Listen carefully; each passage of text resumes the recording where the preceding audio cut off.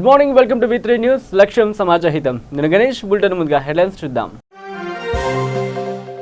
మంజీరా నదిపై 4 check డ్యాంలు నిర్మిస్తామన్న speaker Srinivasa Reddy. కొడిచెర్ల ఎత్తిపోతల పథకం పనులను పరిశీలించిన పోచారం. పేదల బియ్యానికి పంగనామాలు పెడుతున్న రేషన్ డీలర్. చింతపల్లి మండలం తక్కల్లపల్లి గ్రామ రేషన్ డీలర్ అవినీతి బాగోతం.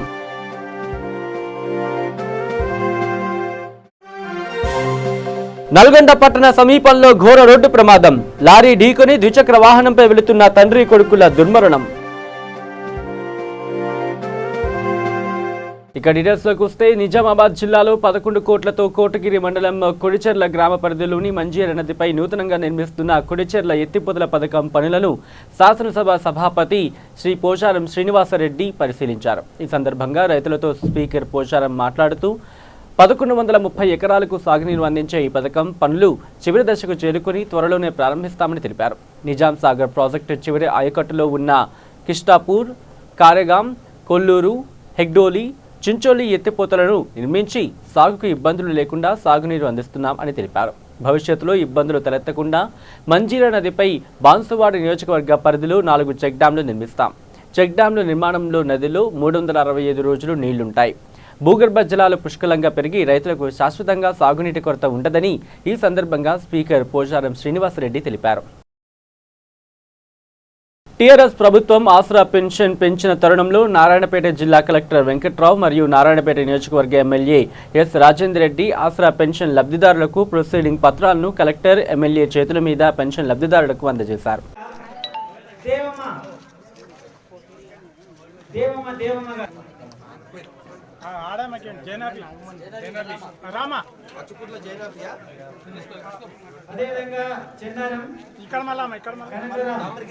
భర్తలు చచ్చిపోయి వాళ్ళకి ఏ దిక్కుందో పిల్లల భారం కూడా వాళ్ళ మీద ఉంటది. అటువంటి వాళ్ళు దాదాపు 2917 మంది ఈ దామరగిద్ద మండలంలో ఉన్నారు. అంతేకాదు ఇవాళ వికలాంగులు ఈ దామరగిద్ద మండలంలోనే 873 మంది ఉన్నారు. వాళ్ళకి అయితే 1500 రూపాయలు ఇస్తున్నారో ఈ నెల నుంచి వాళ్ళకు 3016 రూపాయలు కూడా మన ప్రభుత్వం, టీఆర్ఎస్ ప్రభుత్వం, ముఖ్యమంత్రి కేసీఆర్ గారు ఇస్తున్నారు. అట్లే మన గీతా కార్మికులకు కూడా 105 మందికి 2016 రూపాయలు ఈ నెల నుంచి ఇస్తారు. అంతేకాదు ఇవాళ చేనేత కార్మికులు కూడా ఈ దామరగిద్దల 101 మంది ఉన్నారు. వాళ్ళకు కూడా 2016. ఇక నల్గొండ జిల్లా చింతపల్లి మండలం తక్కల్లపల్లి గ్రామంలో ration shop dealer Kasarapu Anasuya అక్రమంగా బియ్యం, కిరోసిన్ దొంగదారి పట్టిస్తున్నారని గ్రామ ప్రజలు ఆగ్రహం వ్యక్తం చేశారు. తక్కల్లపల్లి, రోటిగడ్డ తండా, ఉమ్మాపురం, చౌళ్ళ తండా ఈ 4 గ్రామాలకు కలుపుకొని ఒకే రేషన్ షాప్ కింద 750 పైచిలుకు రేషన్ కార్డులు ఉండగా స్థానిక రేషన్ డీలర్ అక్రమంగా రేషన్ బియ్యం, కిరోసిన్ పక్కదారి పట్టిస్తున్నారని ఆయా గ్రామాల ప్రజలందరూ కలిసి ఈ నెల 11వ తేదీన స్థానిక ఎంఆర్ఓ సునంద మరియు DTCS వెంకట రంగారెడ్డికి చర్యలు తీసుకోవాలని వినతిపత్రం ఇచ్చారు.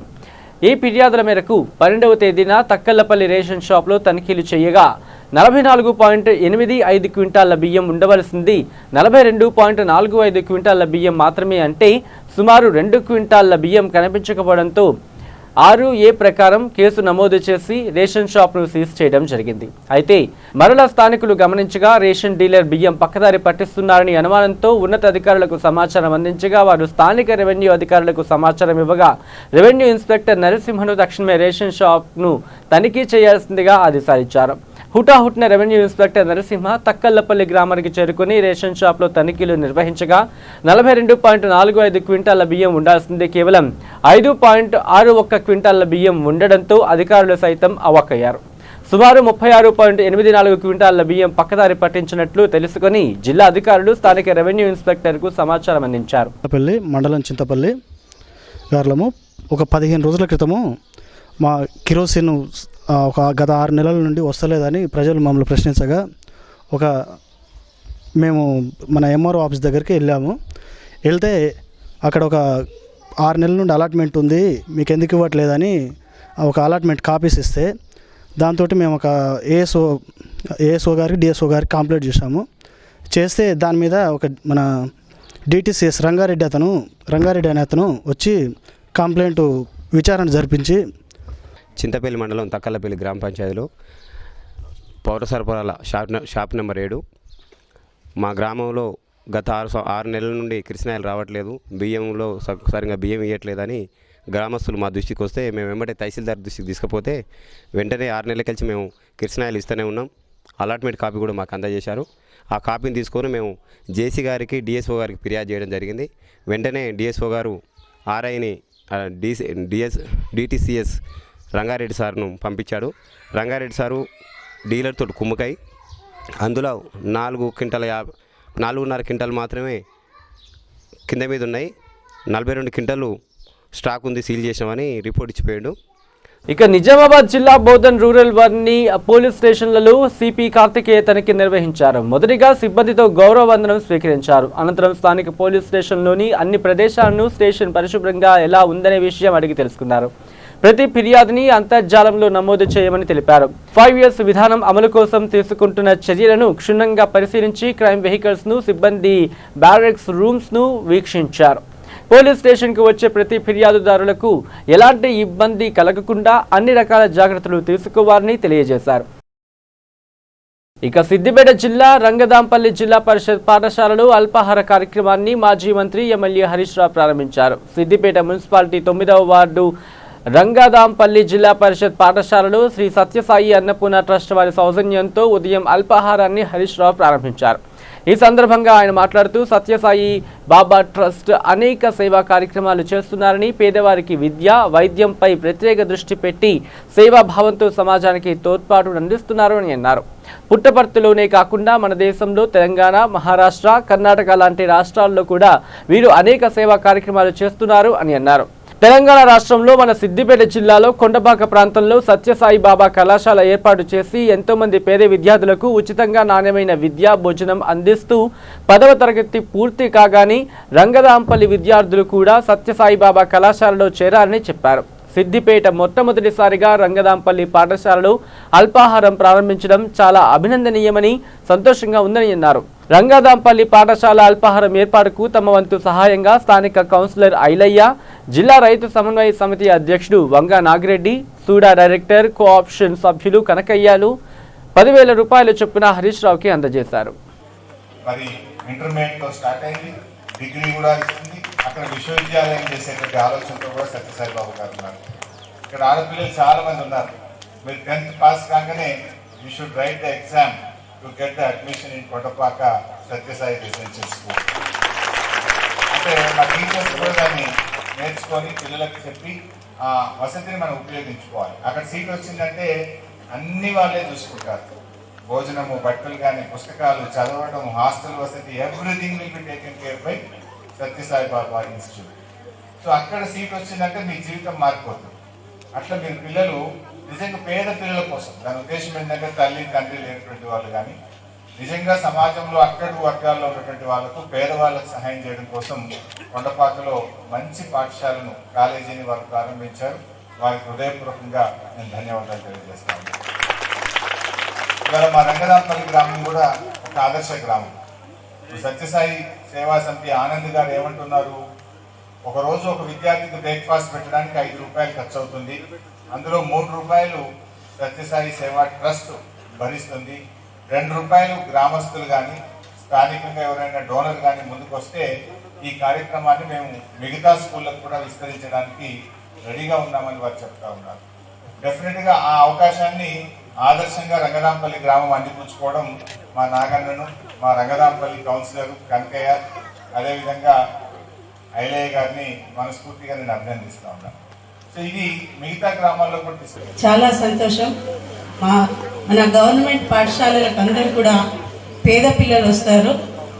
వాళ్ళు పొద్దున మీరు ఏం తిని వచ్చిండ్రమ్మా అని అడిగితే వాళ్ళు ఛాయ బన్నో లేకపోతే ఛాయ్ దాకా వచ్చినామని చెప్తారు. వాళ్ళు చదువుకోవడం మొదలు పెట్టాలంటే వాళ్ళు కడుపు నిండా తిండి ఉంటేనే మనం చెప్పిన చదువు వాళ్ళకి వంటకెక్కుతుంది. దాన్ని దృష్టిలో పెట్టుకొని సత్యసాయి వాళ్ళు ఈ మంచి ప్రోగ్రామ్ని ఏర్పాటు చేశారు. దాన్ని మన సిద్దిపేట జిల్లాలో ఇక్కడ ప్రారంభించారు. చాలా సంతోషకరమైన విషయం. ఇదే విధంగా మిగతా పాఠశాలకు కూడా దీన్ని విస్తరింపజేస్తామని చెప్పారు. గ్రామస్తులు కానీ, ఉపాధ్యాయులు కానీ ఈ కార్యక్రమాన్ని ముందుకు తీసుకొని పోయి దీన్ని సక్సెస్ చేయాలని నేను అందరినీ విజ్ఞప్తి చేస్తున్నాను. ఇక నిజామాబాద్ జిల్లా అర్మూర్ మండలంలోని అంకపూర్ గ్రామంలో జిల్లా పరిషత్ ఉన్నత పాఠశాలలో హరితహారం కార్యక్రమాన్ని నిర్వహించారు. ప్రధానోపాధ్యాయుడు విద్యార్థులతో కలిసి ఈ కార్యక్రమాన్ని ప్రారంభించారు. వర్షాకాలం ప్రారంభమైన నేపథ్యంలో ప్రతి ఒక్కరూ తమ వంతు బాధ్యతగా మొక్కలు నాటాలని, నాటిన ప్రతి మొక్కను సంరక్షించాల్సిన బాధ్యత ప్రతి ఒక్కరిపైన ఉందని తెలిపారు. మొక్కలు వృక్షాలుగా ఎదిగి మనుషులకు మంచి వాతావరణాన్ని అందిస్తాయని ఆయన తెలిపారు.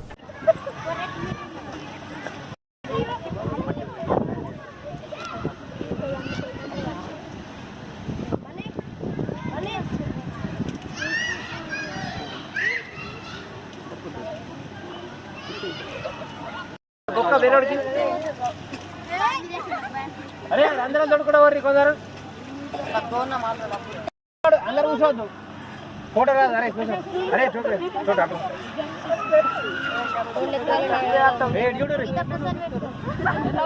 మొక్కల యొక్క మన అటవీ యొక్క శాతం మన తెలంగాణలో తక్కువ శాతం ఉండడం వల్ల దాన్ని అభివృద్ధి చెందించాలనే ఉద్దేశం చేత ఈ ప్రభుత్వం చేపట్టినటువంటి హరితహారంలో అందరినీ బాగా పనిచేస్తూ ఆ చెట్ల యొక్క ప్రాముఖ్యతను ఈనాటి తరానికి చెప్పినట్లయితే భవిష్యత్తులో జీవులకు కావలసినటువంటి భూగర్భ జలం కానీ ఆక్సిజన్ కానీ ఇతర జీవుల ప్రాణుల మనుగడకు ఆ చెట్ల యొక్క ప్రాముఖ్యతను గుర్తించాలన్న ఉద్దేశం చేత అందరినీ కూడా అవేర్నెస్ చేస్తున్నాం.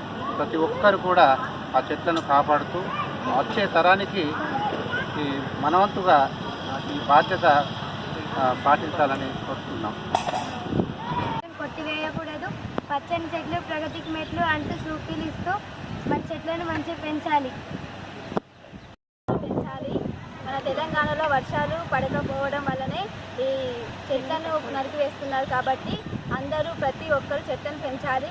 రైతులకు కూడా వర్షం పడుతుంది కాబట్టి వారు పండించిన ఆహారం కూడా మన దేశం మొత్తం సరఫరా అవుతుంది. కాబట్టి చెట్లను అందరూ ప్రతి ఒక్కరూ పెంచాలని కోరుతున్నాను.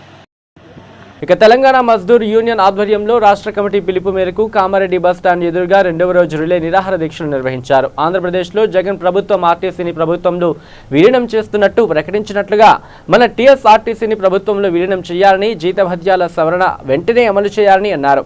అద్దె బస్సులను రద్దు చేసి కొత్త బస్సులను కొనుగోలు చేయాలని, సిసిఎస్తో పాటు కార్మికులకు రావాల్సిన ఆర్థికపరమైన అన్ని బకాయిలను చెల్లించాలని డిమాండ్ చేశారు.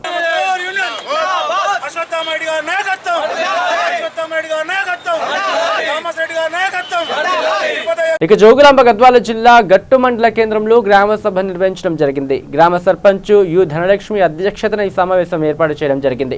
గద్వాల శాసనసభ్యులు బండ్ల కృష్ణమోహన్ రెడ్డి ముఖ్య అతిథిగా పాల్గొన్నారు.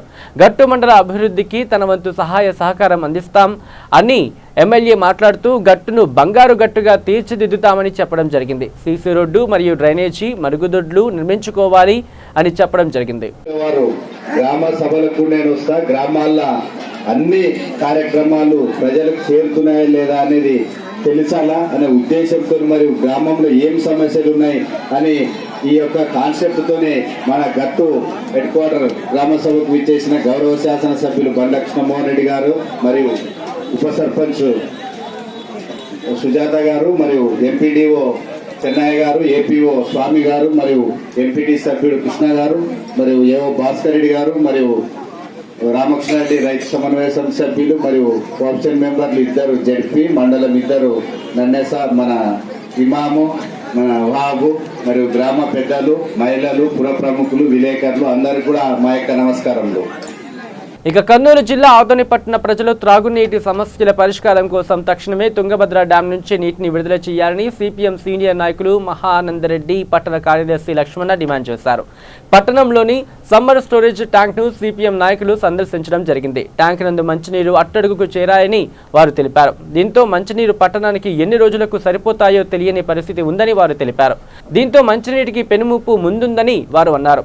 సమ్మర్ స్టోరేజ్ ట్యాంక్ నుంచి ఉన్న పైప్ లైన్లు మొత్తం లీకేజీలతో ఉంది. దీంతో నిత్యం మంచినీరు వృధా అవుతున్నాయని వారు తెలిపారు. అలాగే పట్టణాన్ని ఇప్పుడున్న సమ్మర్ స్టోరేజ్ ట్యాంక్ సరిపోవడం లేదు, కావున జనాభాకు అనుగుణంగా మరో సమ్మర్ స్టోరేజ్ ట్యాంక్ ఏర్పాటు చేయాలని వారు డిమాండ్ చేశారు. ప్రభుత్వం స్పందించి, మున్సిపాలిటీ స్పందించి దాని మీద చర్య తీసుకొని కనీసం తాగడానికి నీళ్ళైనా తీసుకొచ్చి సౌకర్యం కల్పించాలని చెప్పేసి మేము డిమాండ్ చేస్తూ ఉన్నాము.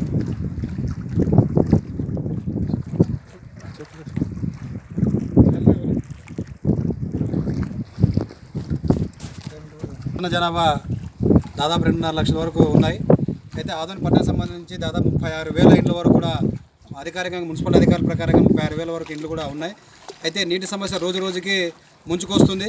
ఇప్పటికే అధికారికంగా చెప్పడం జరిగింది, దాదాపు 25 నుంచి 30 రోజుల వరకు నీళ్లు సరిపోతాయని చెప్పేసి అంటున్నారు. ఇప్పటికే చివరి ప్రాంతాల్లో ఉన్నటువంటి ఏరియా వాసులకు అందరూ కూడా వారానికి ఒకసారి లేకపోతే 10 రోజులకు ఒకసారి నీళ్ళు వచ్చేటువంటి పరిస్థితి మున్సిపల్ అధికారులు కల్పిస్తున్నారు.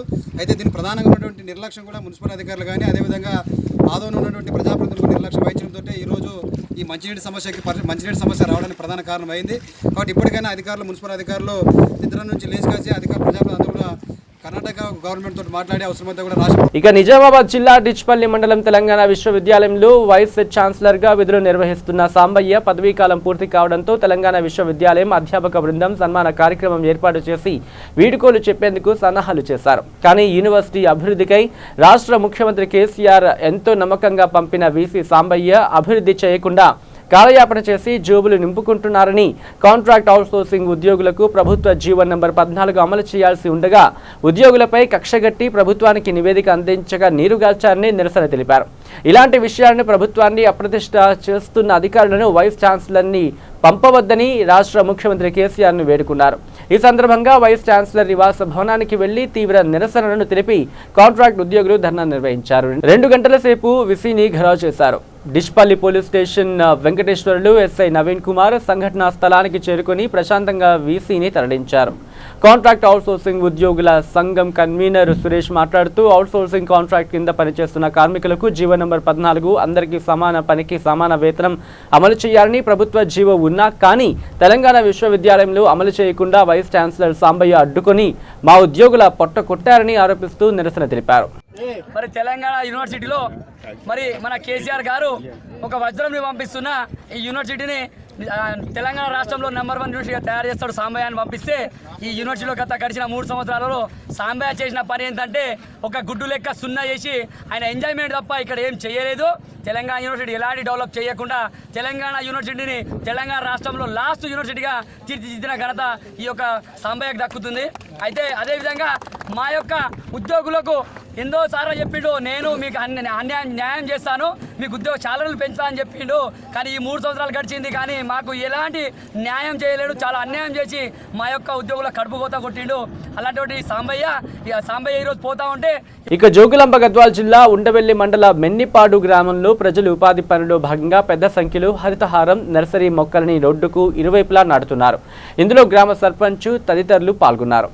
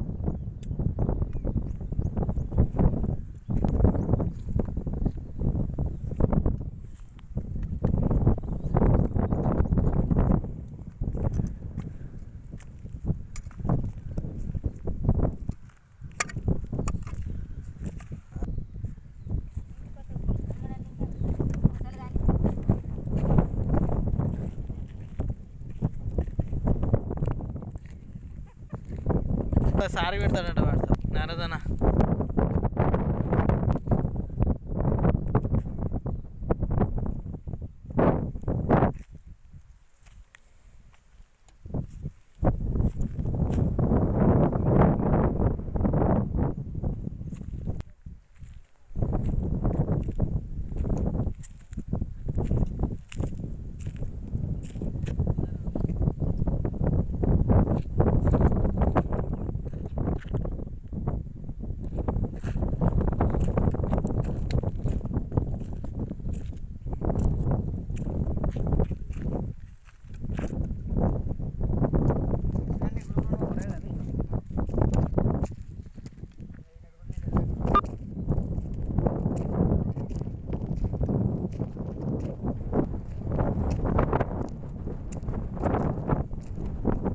ఇక ఖమ్మం జిల్లాలోని గొర్రెలు మేకల పెంపక సంఘం ఆధ్వర్యంలో ఖమ్మంలో భారీ ర్యాలీ ధర్నా నిర్వహించారు. ప్రభుత్వం వెంటనే రెండవ విడత గొర్రెల పంపిణీ కార్యక్రమం చేపట్టాలని, మొదటి విడత గొర్రెలు పంపిణీ చేసిన వారికి వెంటనే షెడ్లు, దానా పంపిణీ చేయాలని 11 అంశాలతో కూడిన నివేదికను కలెక్టర్కు అందజేశారు.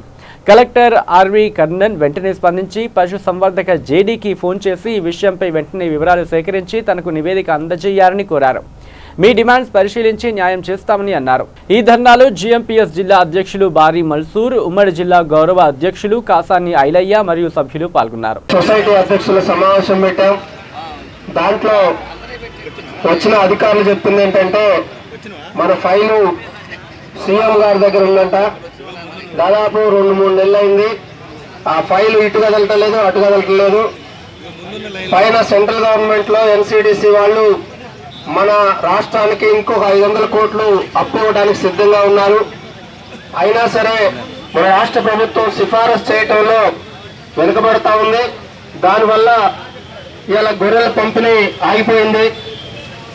ఈ గొర్రెల పంపిణీ మన జిల్లాలోనే ఎక్కువగా ఆగిపోయింది. కారణాలు 2-3 ఉన్నాయి. ఒకటి 16,000 పైచిలకు ఒక విడత, 16,000 పైచిలకు రెండో విడత సుమారు 34,000 మందికి గొర్రెలు ఇవ్వాల్సి ఉంటే మన వెటర్నరీ అధికారులు, పశుసంవర్ధక శాఖ అధికారులు, డాక్టర్లు వాళ్ళ పర్సంటేజీల కోసం ట్యాప్ ఒక 20 మంది అని 10 మంది అని ఇట్లా చాలా ఆలస్యం చేశారు. మన పక్కనే ఉన్న కొత్తగూడెం జిల్లా వాళ్ళకి రెండో విడత కూడా అయిపోయింది. పక్కనే ఉన్నటువంటి మహబాదు, కరీంనగర్ ఇట్లాంటి జిల్లాల్లో రెండో విడత స్టార్ట్ అయింది, అయిపోవడానికి వచ్చింది. కానీ మన దగ్గర సుమారు ఎక్కువ. అదేవిధంగా మన గొర్రెల సహకార సంఘం జిల్లా చైర్మన్ పెద్దలు మేకల మల్లిబాబు యాదవ్ గారు వచ్చారు. వారిని పరిచయం కావాల్సిందిగా కోరుతున్నాం. గొర్రెల సహకార సంఘం జిల్లా కార్యదర్శి పెద్దలు భూజభద్రయ్య గారు వచ్చారు. వారిని పరిచయం కావాల్సిందిగా కోరుతున్నాం. జిల్లా డైరెక్టర్ మల్లవేలు శ్రీను గారిని కూడా పరిచయం కావాల్సిందిగా కోరుతున్నాం. కాబట్టి మన జిల్లాలో రెండో విడత సాధించుకోవడం కోసం మనందరం కూడా ఐక్యం కావాల్సిన అవసరం ఉంది.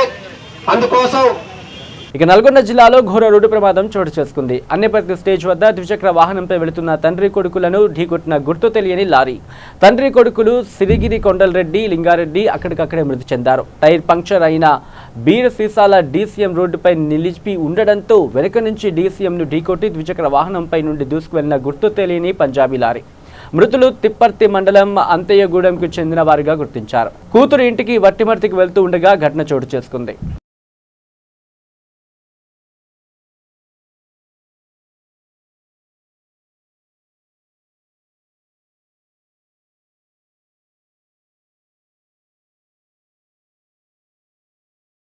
ఇక అనుమానం పెనుభూతం. భార్యపై అనుమానం పెంచుకున్న ఓ భర్త భార్యను అతి దారుణంగా రాడ్తో తలపై మోదీ అతి దారుణంగా హతమార్చిన సంఘటన మేడ్చల్ జిల్లా కుబ్దులాపూర్ దుండిగల్ పిఎస్ పరిధిలో చోటు చేసుకుంది. ప్రభాకర్, రమాదేవి భార్య భర్తలు. వీరికి 3 పిల్లలు. బాచుపల్లి దగ్గర వెల్డర్గా పనిచేస్తూ ప్రగతి నగర్ అలీపు దగ్గరలో నివాసం ఉంటున్నారు. భార్య రమాదేవిపై అనుమానం పెంచుకున్న భర్త ప్రభాకర్ తరచూ గొడవ పడుతూ ఉండేవాడు. ఇద్దరి మధ్య తీవ్ర స్థాయిలో గొడవ జరిగింది. దీంతో ఆవేశానికి గురైన ప్రభాకర్ రాడ్డుతో బలంగా భార్య తలపై కొట్టడంతో తీవ్ర గాయంతో రక్తస్రావంతో అక్కడికక్కడి మృతి చెందింది. స్థానికుల సమాచారంతో సంఘటనా స్థలానికి చేరుకున్న పోలీసులు కేసు నమోదు చేసుకుని మృతదేహాన్ని పోస్టుమార్టం నిమిత్తం గాంధీ ఆసుపత్రికి తరలించి కేసు నమోదు చేసుకుని దర్యాప్తు చేస్తున్నారు. నిందితుడు భర్త ప్రభాకర్ దుండిగల్ పోలీసులకు లొంగిపోయినట్లు సమాచారం. 12:30 to 1 o'clock మధ్యలో అలిఫ్ ఇండస్ట్రీస్ ప్లాట్ నంబర్ 97/Bలో మర్డర్ జరిగింది. బంగారు రమాదేవి ఏజ్ 43 years అనే లేడీని వాళ్ళ భర్త, సొంత భర్త బంగారు ప్రభాకర్ 50 years రాడుతో విచక్షణారహితంగా కొట్టి చంపేసినాడు. కుటుంబ కలహాల కారణంగా భార్య. ఇక బులెటిన్ ముగించే ముందు హెడ్లైన్స్ మరోసారి చూద్దాం. మంజీల నదిపై 4 చెక్ డ్యాంలు నిర్మిస్తామన్న స్పీకర్ శ్రీనివాసరెడ్డి. కొడిచెర్ల ఎత్తిపోతల పథకం పనులను పరిశీలించిన పోచారం.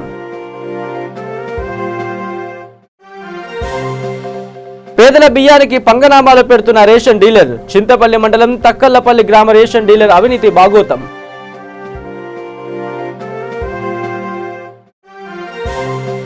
నల్గొండ పట్టణ సమీపంలో ఘోర రోడ్డు ప్రమాదం. లారీ ఢీకొని ద్విచక్ర వాహనంపై వెళుతున్న తండ్రి కొడుకుల దుర్మరణం. ఇవి bulletin updates. Keep watching V3 news. లక్ష్యం సమాజహితం.